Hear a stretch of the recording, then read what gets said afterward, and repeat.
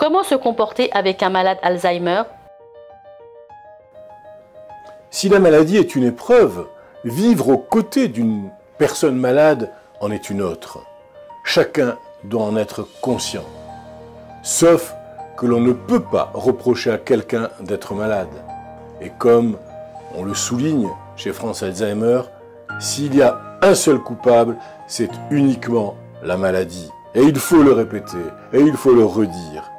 Souvent désemparé face à un conjoint, un parent qui change au fil des jours, l'aidant doit aussi faire face à une surcharge considérable de travail, nous l'avons vu précédemment, afin d'aider le malade Alzheimer et l'assister dans les tâches quotidiennes.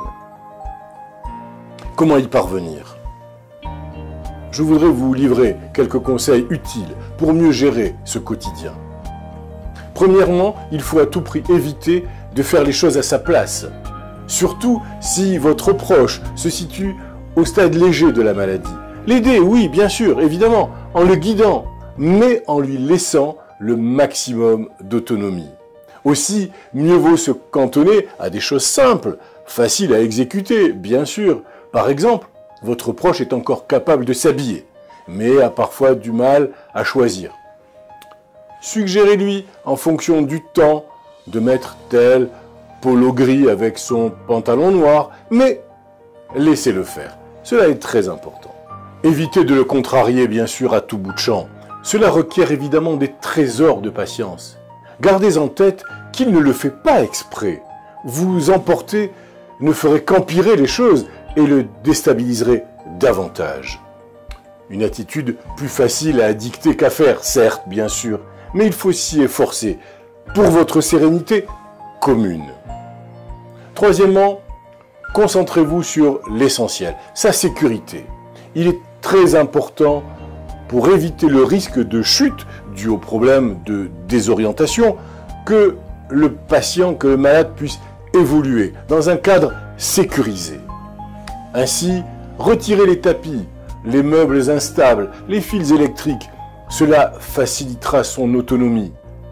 Ne laissez pas les portes ouvertes, bien sûr, et accompagnez-le dans tous ses déplacements. Quatrièmement, il faut conserver des repères. Ne lui changez pas ses habitudes. Ce sont des piliers importants qui ont pour fonction de le rassurer lorsque les choses deviennent pour lui si confuses. Cinquièmement, évitez le stress. Les situations nouvelles qui vont le déstabiliser.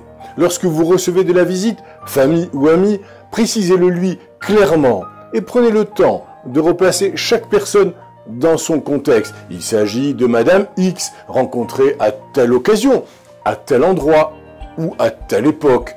Répétez-lui les prénoms, mais là encore, ne vous énervez pas s'il ne les retient pas, ce n'est pas de sa faute.